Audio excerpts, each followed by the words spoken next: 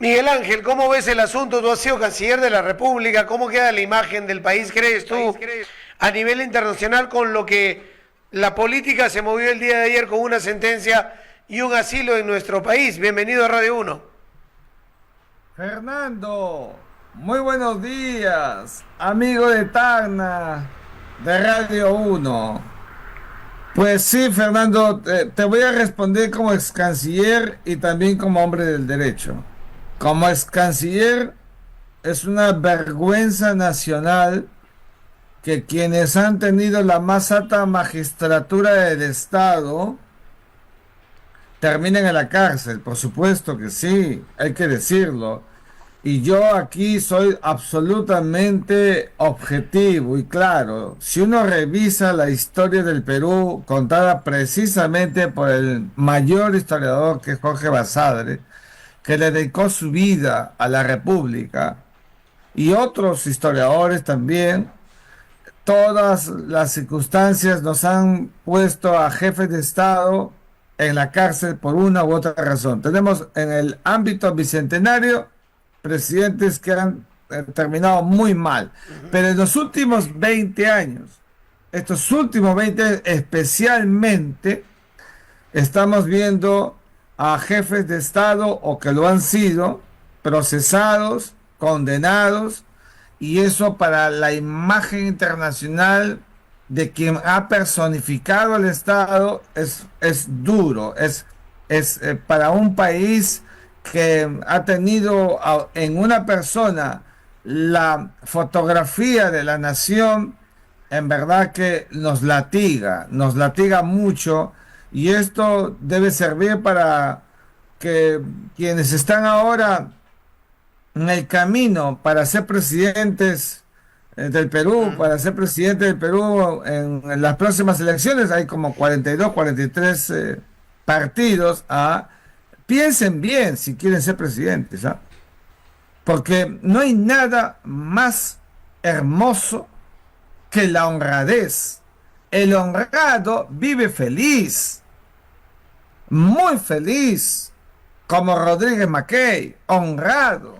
A mí la gente me dice, oye, ¿y tú, Miguel Ángel, has sido decano, vicerrector, ministro, asesor, todo, pero tú no tienes casas, no tienes autos, no eres millonario, no te mueves en esos escenarios, te vemos, pero ¿qué? ¿Por qué? Porque soy un hombre honrado, pues, ¿por qué me va a hacer? Vivo feliz en mi biblioteca con cada libro que me obsequian o me compro. Soy un hombre feliz, vivo con mi honradez, que es lo que le puedo dejar a mis hijas. ¿Ah? Entonces, no hay nada como vivir tranquilo, levantarte en la mañana, rezar a la Santísima Trinidad, rezar el rosario, despedirte de tu familia, bendecirla a la hora que te vas, ir a hacer lo que te gusta y volver en la noche con esa paz y tranquilidad. Fernando, ¿te das cuenta? Hay que ser honrados. Y ahora mira cómo van a terminar en la cárcel. Mira el caso de Toledo, ¿no? El caso de Castillo, por diversas circunstancias, ¿no? Que están procesados en centros penitenciarios. La justicia es la que tiene que decidir. La justicia es la que tiene que hacer su trabajo. Y lo está haciendo. Y nos guste o no nos guste, están en la cárcel. Así no deberían terminar los presidentes. El presidente de turno debería terminar para que el día siguiente esté publicando sus memorias, sus libros, y esté firmando en los colegios, las universidades, y tomándose fotografías de los chicos con ellos, viviendo de lo que fue su paso por el gobierno como un estadista. Eso es, sin esconderse de la cámara, sin tener que estar detrás de las cortinas, mirando a la patria. Hay que decirlo abiertamente. Por eso, yo creo que el mensaje es para los 42, 43 candidatos. Miren cómo están llegando al poder y miren cómo van a terminar cuando dejen el poder.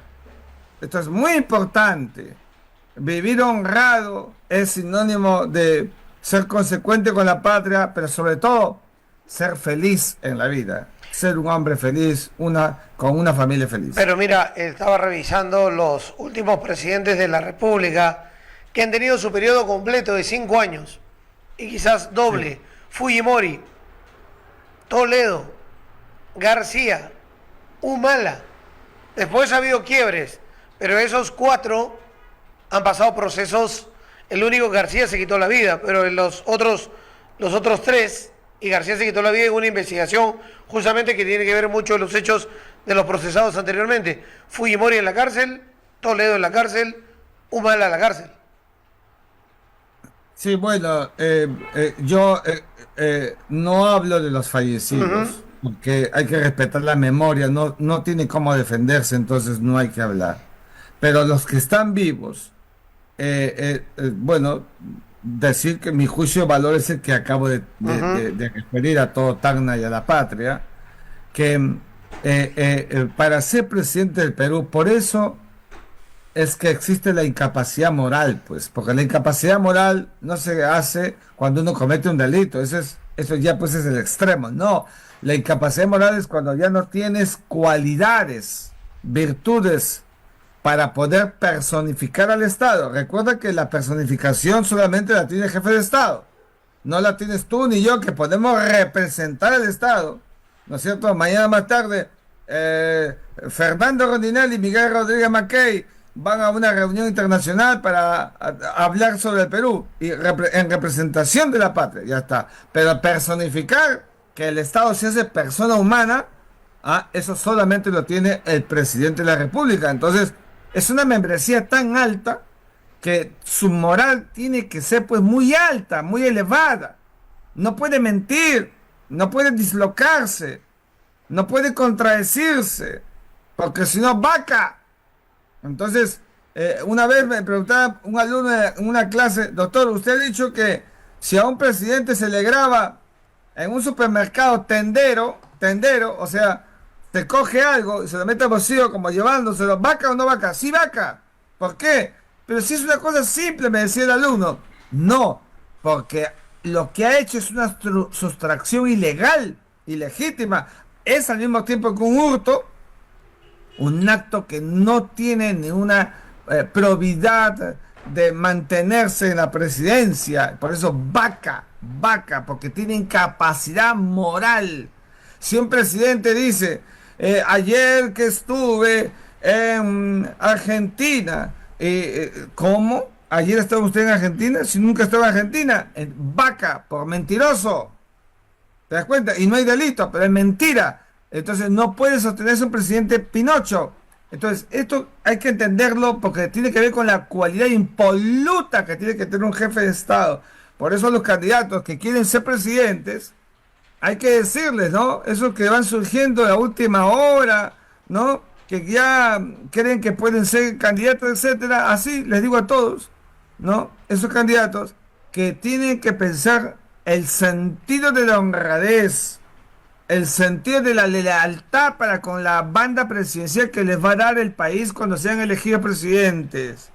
Esto es muy importante, Fernando, que siempre lo digo a mis alumnos cuando se están formando en el derecho, sean honrados como fiscales, como jueces, como congresistas, porque así vas a vivir El feliz. problema es que creo que ninguno de tus alumnos llegó a ser presidente. Porque después vino PPK, vino Vizcarra, Castillo Boluarte y de ahí saco la lista Sagasti, que tiene una acusación constitucional por un tema de haber dado de baja a miembros de la PNP, que es un tema que vamos, digamos, básicamente no está en el ámbito de hechos de corrupción, de hechos de recibo de coimas, etcétera, etcétera. Pero nos da un panorama pobre del nivel político de aquellos personajes que entran a la política en nuestro país y que se presentan algunos como estadistas, otros como iluminados y otros como representantes del pueblo, pero que todos terminan metidos en hechos de corrupción. Bueno, es que nuestro nivel político es muy bajo porque no tenemos un país con formación, dedicado a la formación de partidos políticos, de conciencia política. Aquí no sabemos trabajar en equipo. Aquí, si no eres de la derecha, entonces lo siento. Si no eres de izquierda, entonces lo siento. Mucho prejuicio. No sabemos lo que es ser un hombre de Estado. Cuando tú asumes una función, no, ese fue ministro de tal, congresista de tal. es el país de las picapiedras, de los picapiedras. No sabemos tener conciencia Ujú. política, porque no lo enseñamos en la infancia, en la niñez, en la adolescencia y en la juventud. Por eso que cuando se hacen gobernantes, el poder lo miran de otra manera, lamentablemente, y creen que el poder es circunstancial para saquear al Estado y lo hacen, ¿ah? Saquean al Estado. Ayer recordaba en una conferencia a José Rufino Echenique, el primer presidente de la bancarrota fiscal que se tiró toda la plata del guano de salitre, que no nos dejó nada, por eso vino después la guerra de 1866, no teníamos nada para enfrentar a la flota española, y ya sabes tú que durante la guerra del Pacífico compramos algo, pero tampoco estábamos preparados, porque se tiraban la plata, como ha pasado en el siglo XX, Ujú. y como sigue pasando ahora, porque no hay conciencia, Ahora, porque no hay y formación en partido político. ahí digamos otra cosa. Hablando justamente de ese tema, todavía no hemos tocado nada del tema del asilo, pero sobre ese punto, sobre los expresidentes, las situaciones que viven desde el 2000 hacia adelante, ¿no? Estamos 2025 y hemos tenido esa lista de presidentes que ya le he leído. Pero digamos, ni de izquierda ni de derecha se diferencian, ni por ideología hay diferencia en los actos de corrupción. Sí, yo creo que la corrupción no tiene camiseta. El corrupto es corrupto de derecha, de izquierda, rico, pobre, ¿no es cierto? Culto o ignorante. El corrupto es corrupto. Entonces, por eso que la norma jurídica no te pregunta de qué tipo socioeconómico eres. Te dice, define, si eres corrupto, ahí está tu sanción. Necesitamos un Estado fuerte para combatir la corrupción, pero mira, yo creo que la corrupción, además del nivel coactivo que ya hemos dicho hasta el cansancio, yo creo que aquí para que seamos menos corruptos o nada corruptos, que es lo que se busca, hay que invertir mucho en educación, pero acá no quieren invertir en educación. Aquí creen que invertir en educación es, primero, un gasto, no es un gasto, es una inversión. Y segundo, que sus frutos te lo dará en 1000 años. Mentira, te lo da inmediatamente. Pero hay que saber invertir en educación con estrategia, de manera transversal. Y hay que hacer varios trabajos concomitantes y paralelos. Combate a la criminalidad, desarrollo de infraestructura, tecnología y, por supuesto, la profundidad valorativa axiológica con una educación. ¿Te imaginas esos tres vectores? ¿Qué tipo de ciudadano te va a dar? Sin complejos, un ciudadano diferente, un ciudadano de bien, ¿ah? Que sepa respetar, que sepa entender cuándo tienes que darle paso a un auto, para que no te metas, o respetar la luz roja. Todo ese conjunto de cosas no nos pasa, nadie se preocupa por eso, y por esa razón seguimos viendo clase política mediocre, como me conoces que hablo, y corrupta, marginal a la verdadera necesidad nacional. Sí, en ese punto tienes total 100% mi apoyo. El tema de que la corrupción se combate con educación. Se combate con educación, educación desde aprender a cruzar la calle o no tocar el claxon. Desde ahí empiezas a cambiar una sociedad para ir creciendo hasta que nuestros niños, nuestros chicos que están siendo formados, sepan decir no a cualquier tema de corrupción que se les ponga al frente y que sepan llevar adelante toda esta lucha contra la corrupción en el país. Pero bueno, es la realidad lo que tenemos en ese momento y la imagen que proyectamos a todo el país. Cambiada ahora por el tema de que ayer la información fue tan rápida al llegar a casi el mediodía, a la 1 de la tarde, con la sentencia a 15 años, pero a vuelta de página con Nadine Heredia pidiendo un asilo político. Y Sí, a todos nos pues. vino el recuerdo de Alan García en la Embajada de Uruguay, de Alan García en la Embajada de Francia, de Colombia, ¿no es cierto? Y de Aya de la Torre en la Embajada de Colombia, de la esposa de Pedro Castillo saliendo hacia México, y viendo que algunos con razón y otros sin la razón piden ese asilo, piden esa justificación política para refugiarse y huir de la justicia. Y en ese caso una persona que está condenada en primera instancia y que su mandato era ir a un penal, era lo que disponía la ley. ¿Cómo tomas esta situación? Fíjate, yo creo, Fernando, que aquí hemos visto, digamos, una astucia, porque fue astuta la señora Nadine Heredia, decidió no ir a la lectura de la sentencia. En la variable, habrá trabajado escenarios, en la variable me van a condenar. Y si me condenan, entonces de allí lo más, como ha pasado con su esposo, a la cárcel. Entonces ella decidió no ir, ¿no? Más allá de que no sé dónde iba, ¿no? Entonces, eh, em, ella ha optado por ingresar en la embajada y ipso iure ingresó a la embajada y ya estaba protegida, incluso sin tener asilo en calidad de huésped de la misión diplomática, pero Brasil no perdió tiempo y le dio asilo.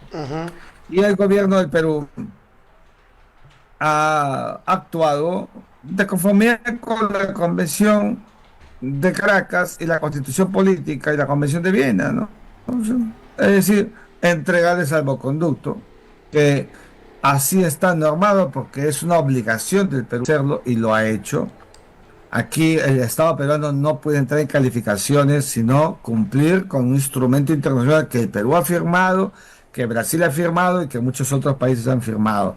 Entonces, ese ejercicio de astucia le ha permitido a la señora Nadine Heredia estar librada de la justicia peruana el tiempo que ella goce del asilo en el Brasil, porque ese tiempo tampoco es eterno, va a depender del gobierno de turno. El gobierno de turno es el que decide. Imagínate el caso de Julian Assange, fue objeto de un asilo por Ecuador en su misión diplomática en Inglaterra. Se acabó el gobierno de Correa, vino Lenín Moreno y le levantó el asilo. O sea, tampoco es que sea eterno, pero lo importante es, Fernando, que se diga que mientras ella tenga el asilo, es intangible, intocable, impoluta, nos guste o no nos guste. Porque aquí me están escuchando mis alumnos, doctor, usted entonces dice una cosa por los medios y otra. No, jamás. Primero me muero, Rodríguez Maqueda es igualito. Entonces acá digo otra vez lo siguiente. Si el gobierno, por alguna razón, digamos, quisiera intentar por allí, le dice a alguien, no, vamos a la extradición. No, no se puede la extradición. ¿Por qué no se puede la extradición? Porque el propio gobierno del Perú ha entregado salvoconducto para que se vaya del Perú. Y la extradición es para pedir que vuelva al Perú. Eso es una tremenda contradicción. Entonces la señora Nadine Heredia, en verdad, está protegida por todos lados en estos momentos con las cartas del derecho internacional de su lado. Ahora, pero, a ver, complicado, ¿no? Porque, a ver, lo primero que te quería preguntar, los tiempos, eso estaba coordinado. O sea, entró en la mañana a Brasil, se da la sentencia, se conoce que estoy en la embajada de Brasil, luego Brasil me da el asilo y Dina Boluarte me da el salvoconducto para salir y yo ya estoy en Brasil al día siguiente, menos de 24 horas después. Así se tramita el asilo en otras circunstancias donde los países analizan, evalúan, ven la situación de cada una de las personas que hacen esa solicitud, porque acá lo que dice es un asilo político. Ya, el asilo no necesita tiempos. Ya. El asilo no necesita solicitudes formales. Ya. Tú llegas corriendo a la embajada, tocas la puerta o la tumbas, como hicieron los cubanos cuando se metieron a la embajada de Perú en La Habana, ¿no es cierto? Y pides asilo, invocas asilo. No es que te lo van a dar inmediatamente, pero si entraste, el de afuera no te puede coger. Ya. Esa es la protección del principio de inviolabilidad de la misión diplomática que escuchaba Alguien decía, no es que es otro territorio. Por el amor de Dios, no es otro país, no es otro territorio. No existe la extraterritorialidad. Es simplemente inviolable. Nada puede entrar. ¿Qué cosa es nada? La autoridad, la fuerza pública del país que persigue. Bueno, Disculpe, paro ahí un ratito. Hace un tiempo no fue en contra de todo el presidente del Ecuador al autorizar el ingreso a la Embajada de México para sacar a un político, si no me equivoco. correcto, lo hizo con el ex vicepresidente Glass de Ecuador. Tiró al suelo el derecho internacional. ¿Y qué hizo Ecuador? Se metió a la Embajada de México y lo sacó. Eso estuvo muy mal. O sea, violó la convención de Caracas y originó el rompimiento de relaciones diplomáticas entre Ecuador y México. No tienen relaciones diplomáticas. Ah, y ojo, que es incluso hasta en otros tiempos, ahora ya no tanto, pero en otros tiempos era motivo de casus belli, de motivo de guerra, en el pasado. Porque Ayer explicaba en la entra a clase. una zona que es considerada una especie de territorio. No, no territorio, es una zona considerada inviolable nada Ya, más. nada ¿Por más. qué te voy a decir que no es otro país, no es otro territorio? Mira, ve, si tu esposa da a luz en la embajada, ¿qué embajada quieres? Pues no sé. Ya, Ya, la de Ecuador, la de México, ya, ahí. si tu esposa da a luz en la embajada de Ecuador, tu hijito no es ecuatoriano, Ya. ¿entiendes? Si tú vas a la embajada de Ecuador y ves que hay una gresca y alguien muere, ¿no es cierto? Observas y alguien lo mata, hubo una gresca, alguien lo mata, ¿el fiscal de Ecuador va a venir a ver el caso? No, es el nuestro, porque no son soberanas, son inviolables, impenetrables. Esa es la gran diferencia. Ya. Por eso no existe la extraterritorialidad. Ya, pero ahí Esa es la enorme confusión. Ecuador se pasó porque no debió haber hecho eso, violó el acuerdo, se rompieron las relaciones, era lo mínimo que debería haber sucedido ahí. El argumento... En otros casos, con países vecinos, podría haber terminado en guerra. Sí, en el pasado sí, ahora ya... Tú sabes que la guerra hoy día está proscrita por el derecho internacional. A Rusia le llegó altamente, pero está proscrito. Nadie acepta el día de hoy las guerras. Pero lo que te quiero decir es que... Lo que te quiero decir es que el solo hecho de que el gobierno de México le concedió asilo a un imputado que estaba condenado, porque él es vicepresidente, estaba condenado como Nadine Heredia, pero le dio asilo. Y la convención es muy clara y dice, es verdad que no se le debe dar asilo político a condenados, delincuentes, es verdad, pero se olvidan de lo más importante, que dice que quien califica la cesión, la entrega del quien pide en su calidad de asilado, el otorgamiento de asilo, la concesión de asilo, es el Estado acreditado, no el Estado que persigue. Por eso es que para México, el señor ex vicepresidente de México, de Ecuador, era un perseguido político por más que estaba condenado. La señora, Nadine Heredia era una, para ellos eso... Castillo, la esposa del presidente Castillo, expresidente Castillo, estaba procesada. Para México era una perseguida política y le dio asilo. Y para Brasil, lo mismo. Nadine es una perseguida política. Así es, desde el momento en que le da asilo político, es una persecución política. Nos guste o no nos guste. Ya, y digamos, el gobierno y la Cancillería, al emitir el salvoconducto, lo hicieron rápido, quisieron sacarse rápido el problema, fue una reacción ágil o ya estaba coordinado eso. Yo te respondo según la carta. ¿Quieres que te conteste como profesor de chistes al final o como ex canciller? Como es canciller primero, como es canciller. Como es canciller, político quiero algo... Más político. No, yo creo que el gobierno no quiere hacerse problemas. Chacha, rápido, antes que me presione alguien. Te vas rápido. no tengo 2%, 3%.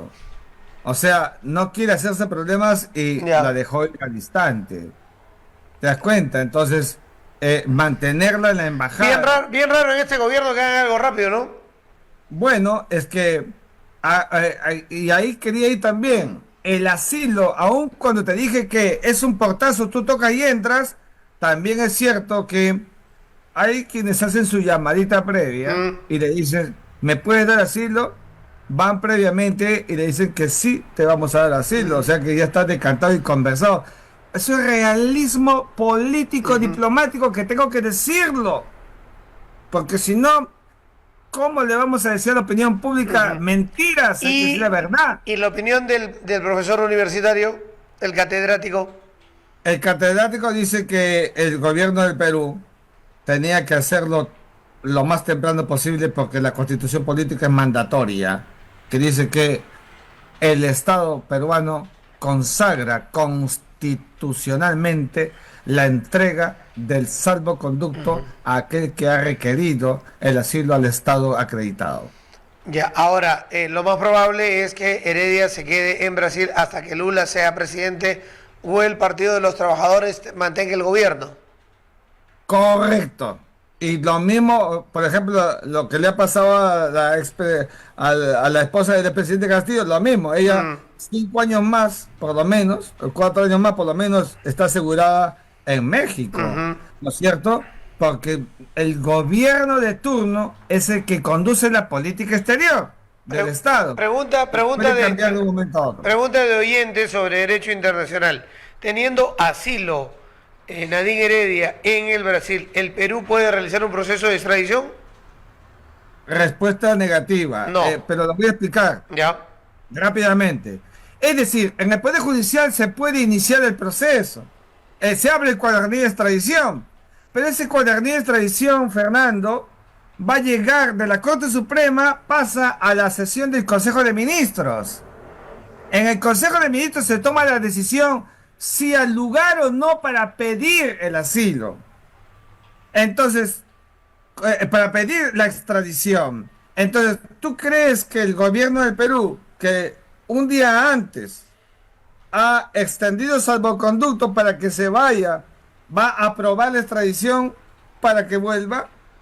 Es una tremenda Mm, contradicción. Eso no existe. Por eso es que el otorgamiento del asilo congela ipso facto e ipso iure la extradición. perfecto.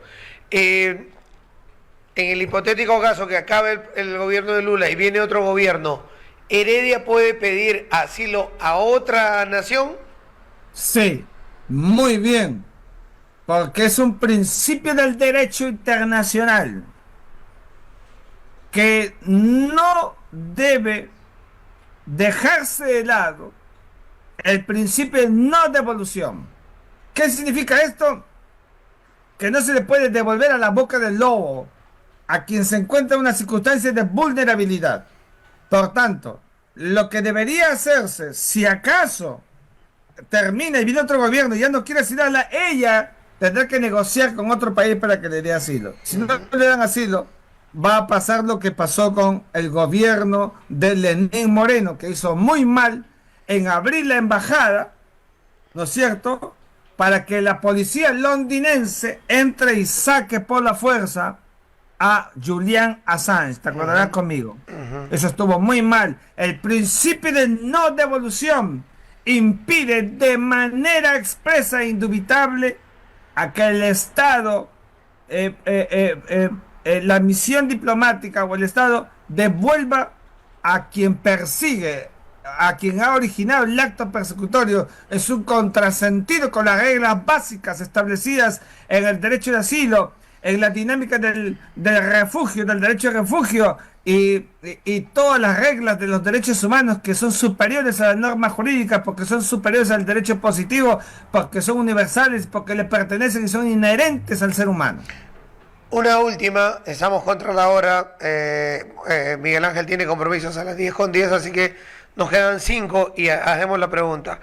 ¿Cómo queda Brasil a nivel internacional entregándole a una persona con sentencia de 15 años por actos de corrupción en nuestro país el asilo, y siendo el Brasil, Lula básicamente, el Partido de los Trabajadores y Odebrecht señalados como los que entregaron el financiamiento ilegal para la campaña de Ollanta que entregó Odebrecht a pedido del PT. Yo te voy a responder políticamente. A Ignacio Lula da Silva le llega altamente lo que estás preguntando respetuosamente. Porque Lula, que es el expresionista contemporáneo del Foro de Sao Paulo, del progresismo latinoamericano que le ha hecho mucho daño a América Latina, y no tengo nada contra las izquierdas, nada, porque tampoco soy un hombre de la ultraderecha, no, yo soy un hombre del centro. Entonces, Lula lo que está buscando es congraciarse, ¿no es cierto?, con una amistad fundada en la ideología, fundada en esta mirada que tiene Puebla, Foro de Sao Paulo y la izquierda, ¿no es cierto?, y ganarse sus adictos, una más para que vean el comportamiento del viejo líder de la izquierda latinoamericana, viviente, Luis Ignacio Lula da Silva, que en realidad ya es un presidente de capa caída, me vas a disculpar. Pero yo no te he preguntado qué opina Lula de lo que yo pregunto. Yo te he preguntado cómo queda Lula. Pues nada más que agrega que queda muy mal. Porque Lula, en verdad, en un país como Brasil, que está golpeado por todos lados por la corrupción, que él fue imputado, estuvo en la cárcel por corrupción, por una casa que nunca se supo su origen, que luego sale, en fin, por procesos judiciales, ¿no es cierto?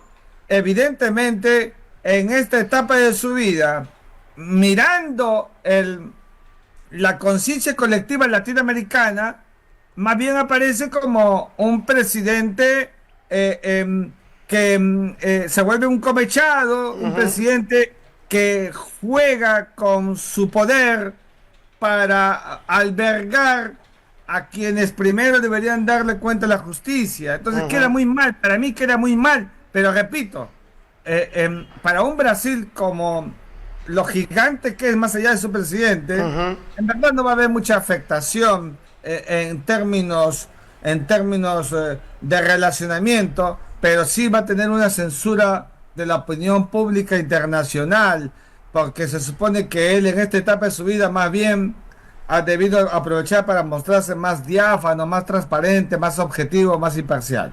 Gracias, Miguel Ángel, un abrazo desde Tacna. Gracias, amigos, adiós a todos. Bien, cuídense. muy bien, gracias a Miguel Ángel Rodríguez Mackey por conversar justamente acerca de este tema. Ha sido ex canciller de la República y nos ha acompañado el día de hoy.